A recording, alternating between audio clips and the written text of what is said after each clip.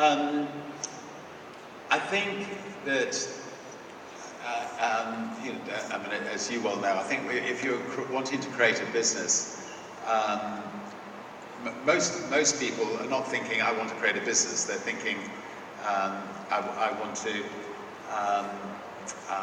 in my own case, I want to start a magazine for young people to campaign against the Vietnamese War, which I thought was an unjust war, and to give young people a voice. And the business aspect was simply, in order to pay the bills, make sure that the magazine survived, I had to worry about, the printing and the paper manufacturing and those kinds of details.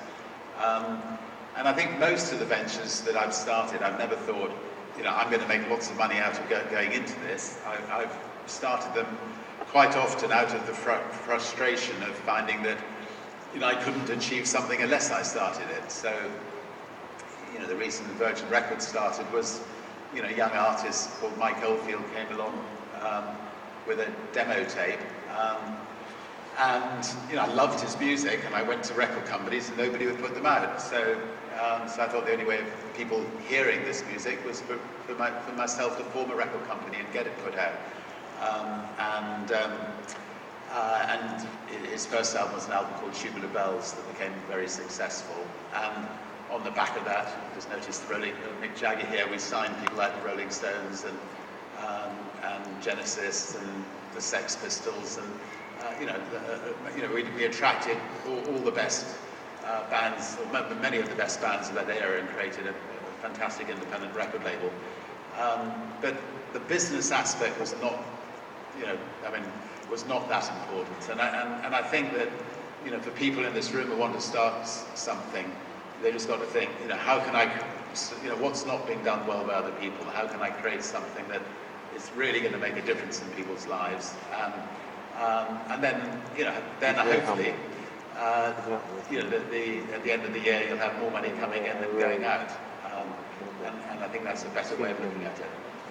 Now, you started doing that very successfully, not just with one business or two businesses, but several businesses and very diverse businesses and even diverse geographies, like what you did with health clubs in South Africa.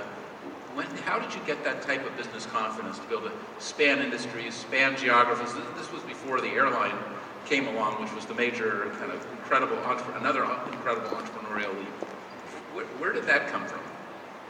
I think the conventional wisdom is that people should stick with the one business that they know, and in business schools you'll be advised to stick with one business. And if you look at the top 30 brands in the world, almost every single one of them specialize in one area. Coca-Cola in soft drinks, Microsoft in computers, and so on. Virgin is different in a sense it's become a way of life brand, and I suspect it reflects my personality. I didn't go to university, and I've spent life getting out there, learning about everything there is to do with life, and if I'm traveling on, or when I was traveling on another airline called British Airways for many, the 100th time, and just found that, I got fed up having a lump of chicken dumped on my lap and no entertainment, and, the crew didn't seem to be enjoying their jobs, etc. I thought maybe I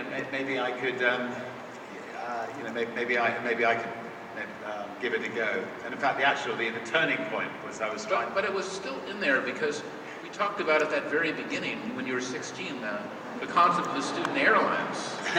So yeah, well, it must have been. I must have flown on British Airways when I was 15. I see. So you were making a list of these things in your early teens. But I think I always make exhaustive lists, and I think that's quite a good way of keeping yourself organised, to sort of write out what you're going to do in the day ahead or the month ahead.